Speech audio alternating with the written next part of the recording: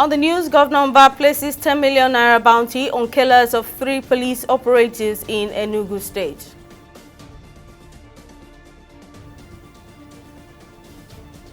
Labour unions picket NERC, discuss offices nationwide, demand reversal of electricity tariff hike. And the FCC to collaborate with UK prosecutors in Diezani's $2.5 billion fraud case.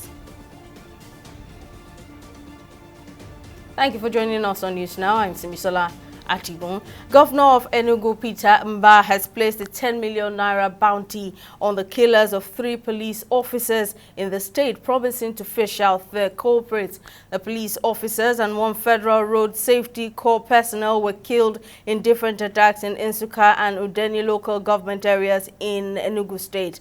Mbah, while announcing the reward to journalists after a State Security Council meeting at the Government House Enugu, said available security information pointed towards men of the Eastern Security Network (ESN) who came in several SUVs. He says the government would use every resource at its disposal to bring the killers to book. He also called on members of the public to be on the lookout for the criminals and exhibits and report same to security agencies. Members of the organized labor on Monday picketed the offices of the Nigerian Electricity Regulatory Commission (NERC) and distribution companies' premises nationwide over the hike in electricity tariff. The action of the workers follows a joint directive from the leadership of both the Nigeria Labour Congress (NLC) and the Trade Union Congress (TUC) to their members to protest against the policy, saying the tariff is biased and made to impoverish Nigerians. TV360's Comfort Samuel brings us more from Lagos. The protest followed the non-compliance to letters allegedly written to electricity operators and regulators to reduce electricity costs and removal of the current system of discriminatory electricity tariffs. On April 3rd, the NEC approved an increase in electricity tariff for customers in the classification from 66 naira to 225 naira per kilowatt hour. However, the decision has been generating negative reactions since it was announced. Not even a reduction to 206 naira per kilowatt hour could override organized labor's 7-day ultimatum to reverse the revised tariff.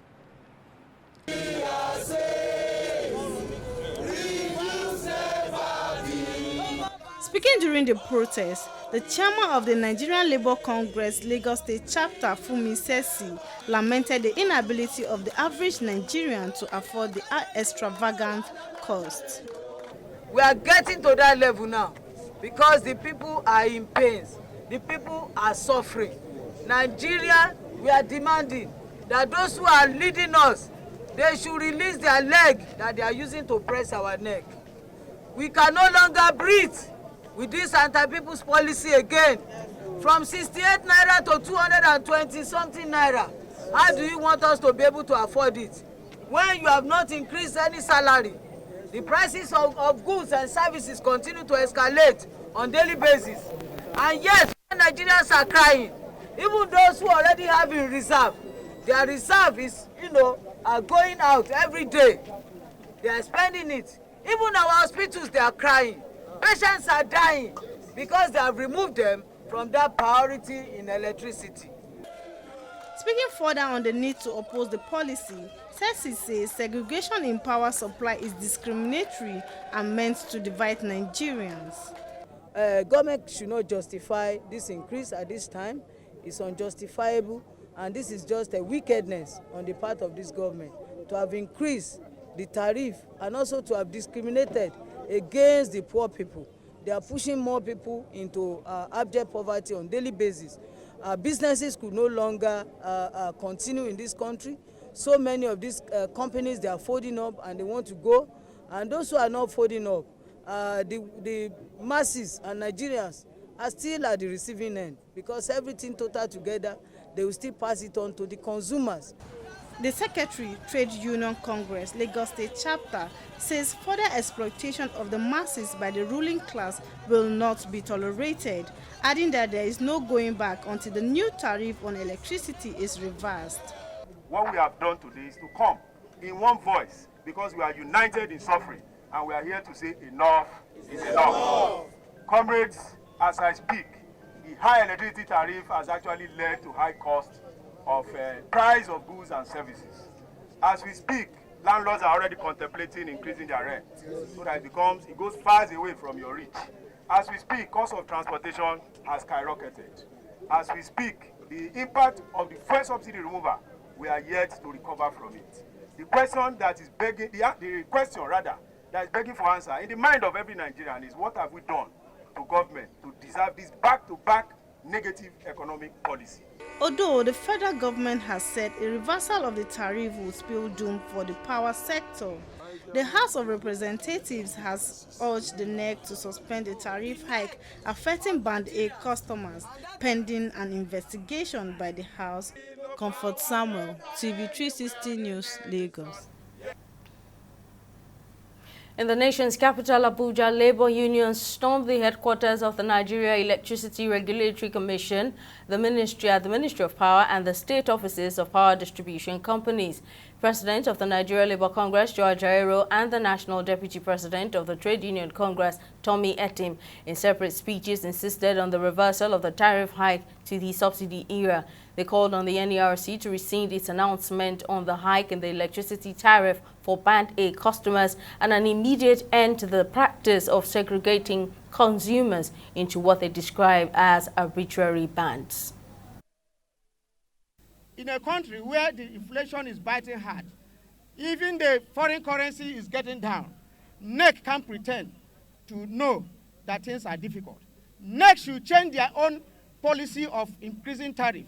Unknown to some of us here, NEC's policy of increasing tariff is based on inflation and the value of the currency. So if NEC, with what they have done now, they have created inflation, they will still go back to increase tariff because of inflation, which they created. Can you see how people are benefiting from their own wickedness? Aye. So, comrades, we are here to make this statement clear that we are not just saying don't increase tariff, don't increase tariff. You can't increase tariff for nothing.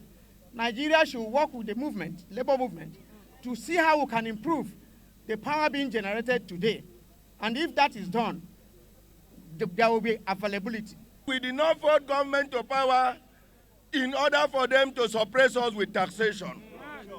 How will you tax a man in electricity that he never used and you are allowing him to pay for it? A lot of people have paid for prepaid meter for almost 1 year. They refuse to give. They depend so much on what they call estimated billing. Why do I have to pay? If I leave my house for 1 month and I off all the appliances, only to return and to be taxed. We have listened to you, we have listened to the concern of Nigerians, and will make adequate case and representation to the policy side on the issue of affordability of tariffs. We also note very clearly what Comrade Ajero mentioned about diversification, about energy sources. I'm glad to say that the new Zungeru 700 megawatt power plant is already on the online, generating over 600 megawatts. And we are also making a lot of effort to ramp up solar generation in such a manner that tariffs can begin to come down. To political matters now, the Independent National Electoral Commission, INEC, has announced that it will start the continuous voter registration in Edo and Ondo states, where governorship elections will be held later this year. INEC Chairman Mahmood Yakubu disclosed this during a meeting with the leaders of political parties held at the Commission's headquarters in Abuja on Monday. According to him, the CVR in Edo and Ondo states will take place simultaneously from Monday, 27th of May 2024 to Wednesday, June 5, 2024 from 9 a.m. to 3 p.m. daily, including weekends. The INEC boss says that those who are registered voters also have the opportunity to transfer their registration from other states of the Federation to Edo and Ondo states, or from one location to another within the two states. There are indications that at the weekend that the Economic and Financial Crimes Commission, EFCC, will apply to a United Kingdom court as an interested party in the trial of a former Minister of Petroleum Resources, Diezani Alison Madueke.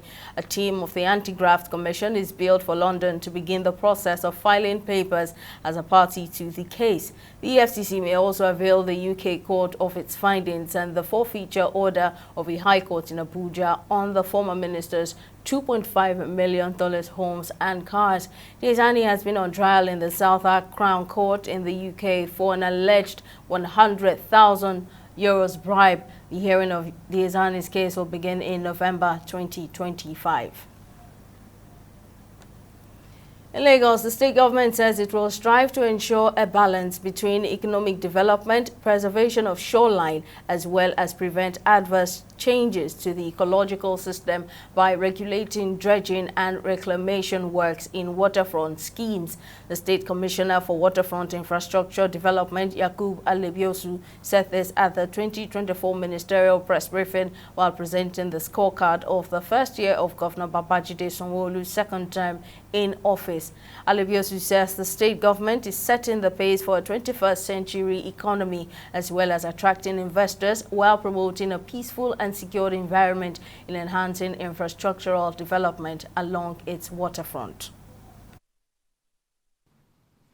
Further to the ministry's mandate on infrastructural provision for sustainable growth, economic growth, and social economic development, as well as acquisition and development of geospatial information for sound decision-making and good governance in the waterfront areas in the states.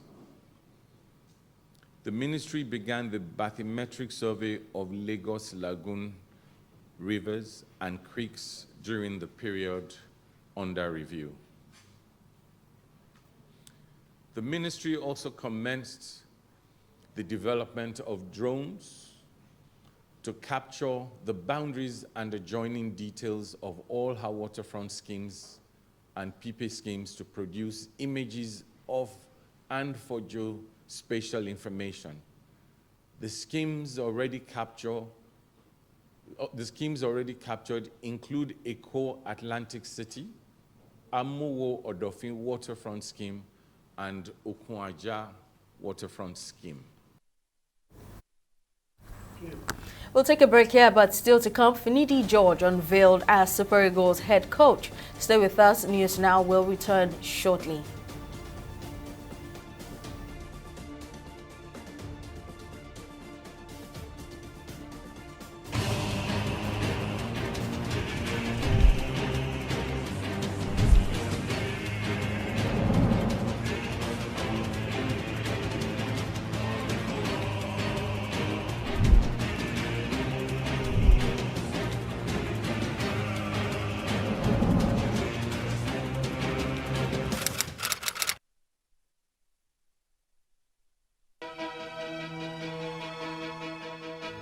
Opinions are free, facts are sacred, but truth is universal.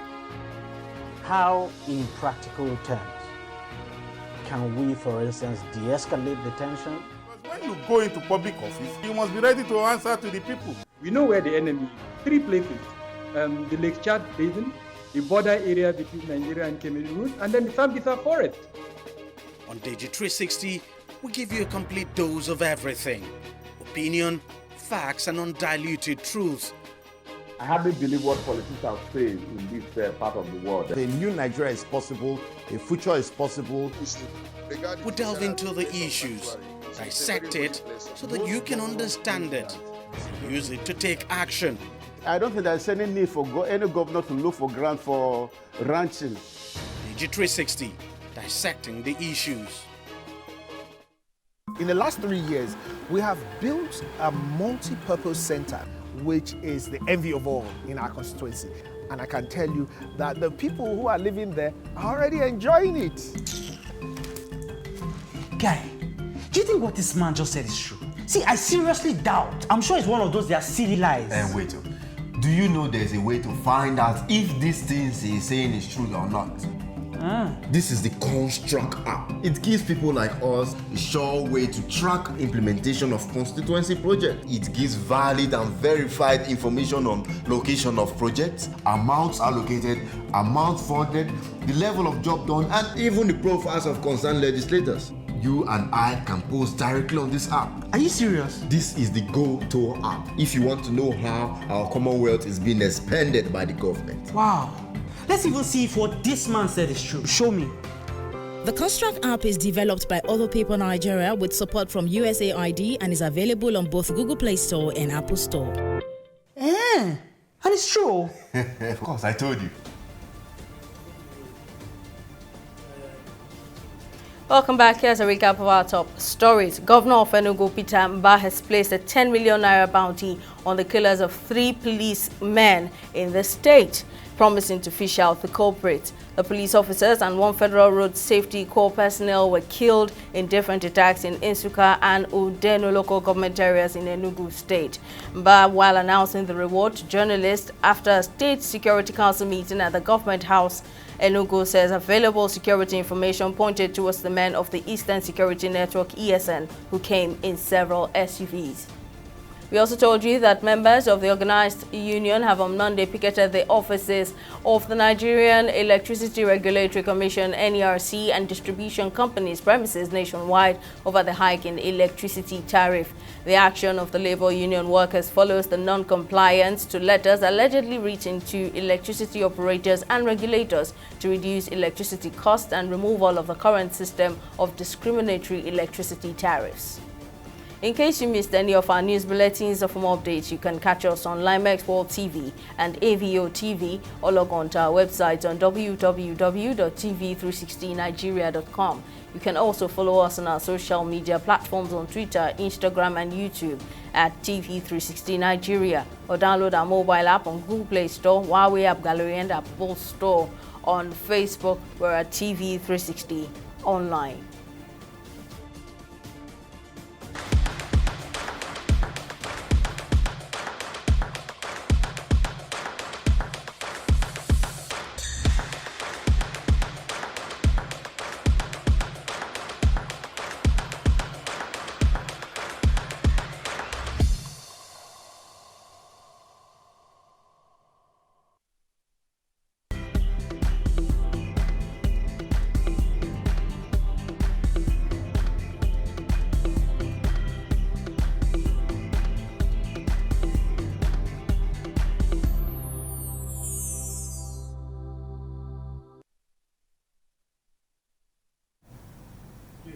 For more stories in business, let's now join Okoyemi Owosheni, who's on standby. What's the latest, Okoyemi?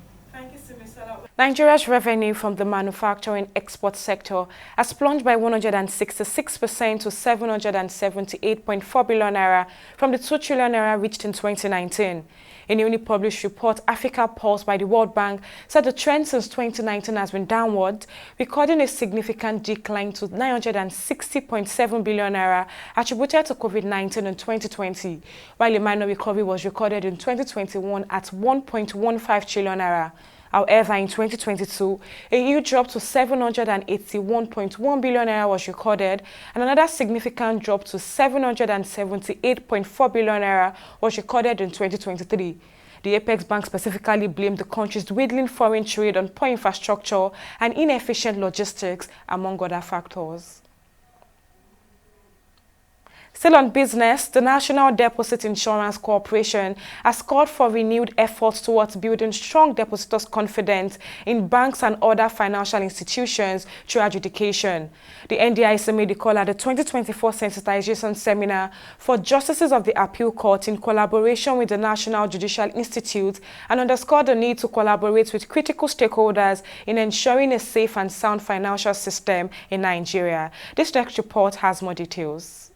The sensitization seminar is one of the initiatives of the NDIC to engage the judiciary as an important arm of government towards achieving its mandate of a sound financial system in Nigeria.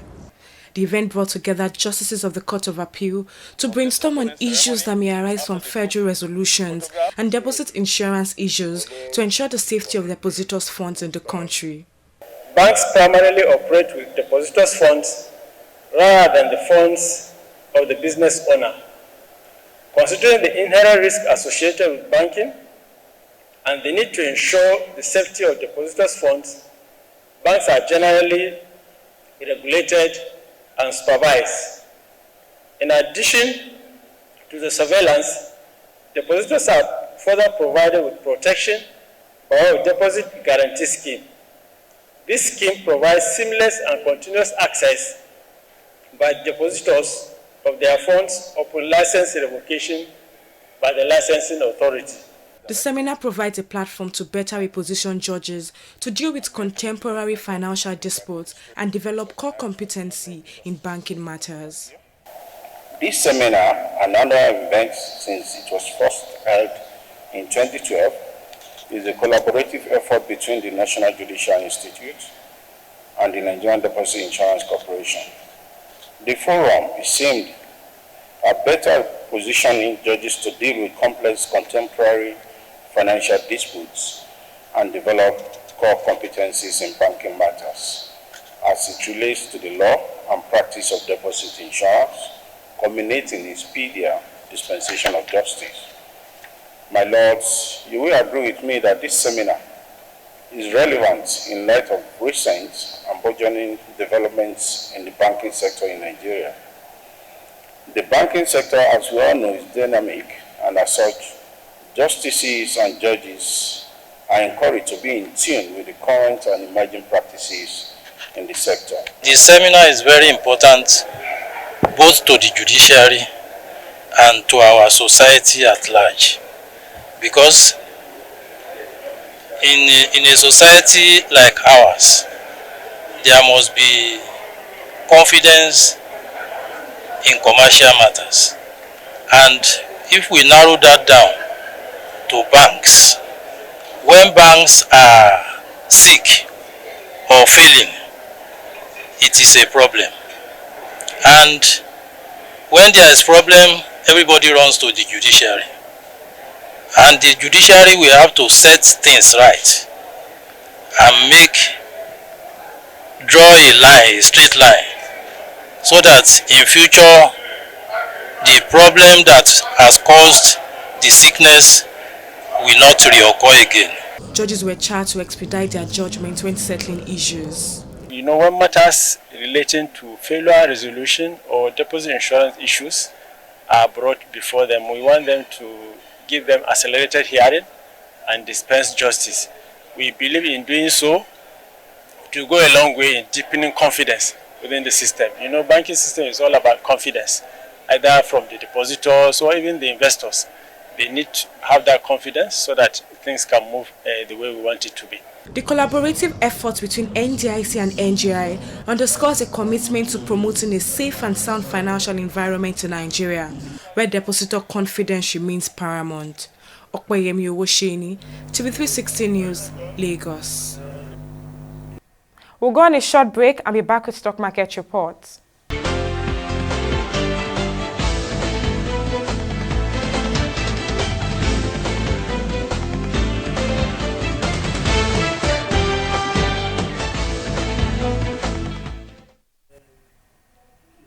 Nigeria's equities market began the first weekday of trading on a negative note, reducing by 0.53%, with the market capitalization at 55.27 trillion naira.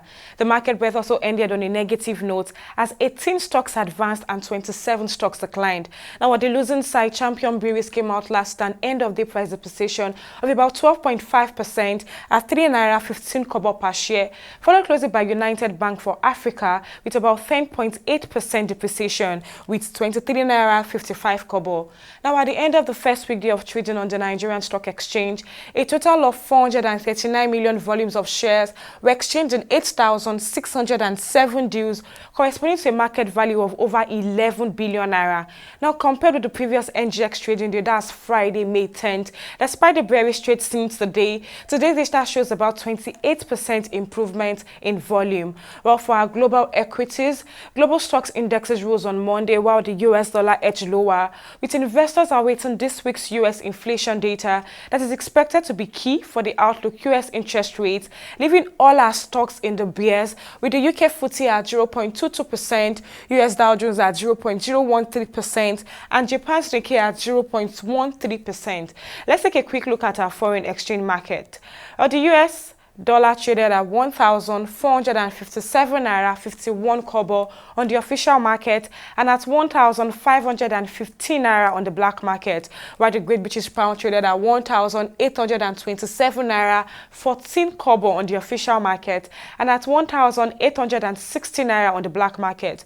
The euros traded at 1,572 naira 07 kobo on the black market on the official market and at 1,600 naira on the black markets. Well, that's it on both business and stock market reports. Back to you, Simisola, for the rest of the news. Thank you very much, Okwayemi, for that update. And on the foreign scene, Tunisia has reported a 22.5% rise in the number of migrants intercepted on shore or rescued at sea as they attempted to cross the Mediterranean to Italy. A press statement from the National Guard, which also oversees Coast Guard operations, says 21,545 people have been intercepted between January 1 and April 30, compared with 17,576 over the same period last year. The National Guard also reports that more than 21,000 people have been prevented from leaving Tunisian shores or had been rescued during the first 4 months of 2024.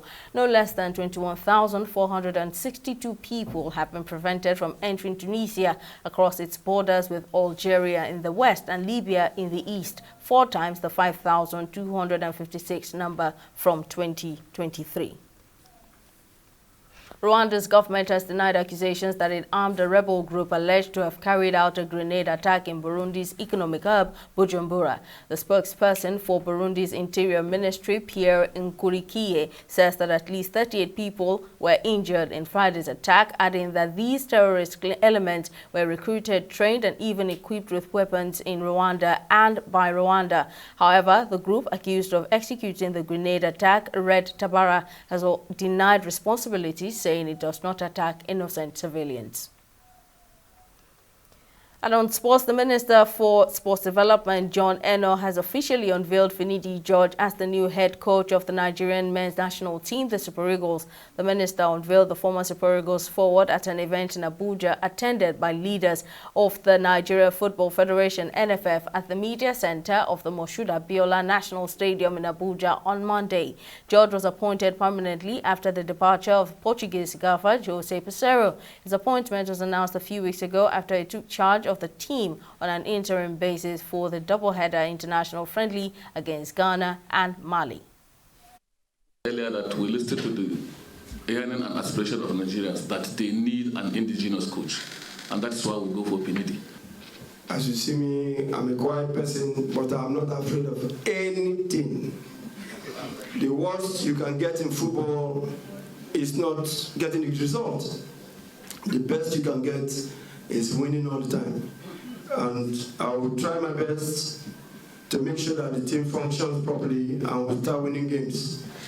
So pressure, I don't think I have it. I have that tough skin, and I would just want to plead with you guys, the media. We will need your support. We will need your support, please. I know this is not an easy job for anybody, but if we work together, I think we can achieve. And that's it on News Now. Thank you for watching. We'll see you again next time.